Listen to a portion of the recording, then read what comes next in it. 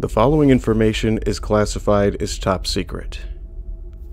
6 months ago, a UEE picket locked onto a true prize, a Vanduul carrier ship, henceforth which will be referred to as the X12, was found dead in space off Garin.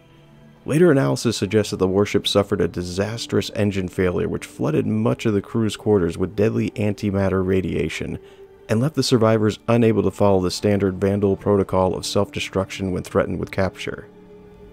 A detachment from the 8th UEE Marine Division boarded the ship and was able to subdue the remaining crew with relative ease. Although no Vanduul survived for interrogation, the ship has provided a wealth of potential information about their culture and habits. What follows is an internal report. The X12 carries a crew of approximately 1,400 Vanduul. The vast majority of these were housed in a series of tightly packed racks clustered around the ship's engine. There are 6 apparent staterooms located in the bow of the ship, from which a variety of interesting artifacts have been recovered. Exploration of these personal quarters, believed to belong to the captain, first officer, and top pilots, has first and foremost confirmed the Vanduul's interest in trophies. Prizes seem to be grouped culturally. One pilot had dozens of Banu vases, another a small collection of Xi'an rings. The captain chillingly displayed dozens of bleached human arm bones on his walls. The cultural significance of this is unknown, but as any privateer will tell you, the Vanduul are not traitors. Onboard decor is unexpectedly varied. A major portion of the ship's interior surface is exposed armor. Specific rooms, however, are painted with elaborate designs of artificial environments. One, which was colored with murals of pink blossom trees, appears to be a Vanduul recreation room, complete with gym equipment and a swimming pool. Analysis of personal effects does confirm the importance of the knife to the Vanduul culture. A large portion of the crew died grasping their elaborate yet functional knives.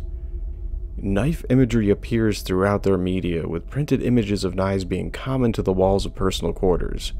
One compartment, termed the chapel, features elaborately stained glass images of knives which seems to perfectly match a specific type of knife which was found only in the captain's quarters. The warship itself was towed to Centauri Road's Naval Testing Station for further study. Naval engineers report that the damage suffered in the reactor explosion is too great to even consider returning it to service. She is heavily armored, with that armor likely amplifying the damage that was suffered. The same layered system capable of protecting against an estimated 3 to 4 torpedo strikes also forced the internal explosion inwards to the ship's lower decks. Internally, she carries an air wing more impressive even than a Bengal-class carrier. Carrying roughly 300 of what's become known on the frontier as scythe fighters. Note that barely 100 of these were combat ready. The rest were kept below decks as spares. During a full scramble, only a third of their total complement could be used.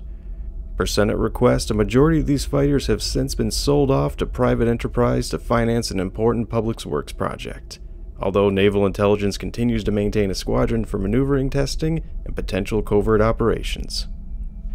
As stated before, this information is classified by the United Earth Empire. The penalty for misappropriation of this information is death by fleshworm. If you are in violation of said crime, please report to your local government representative for your mandatory fleshworming. Thank you, and take care.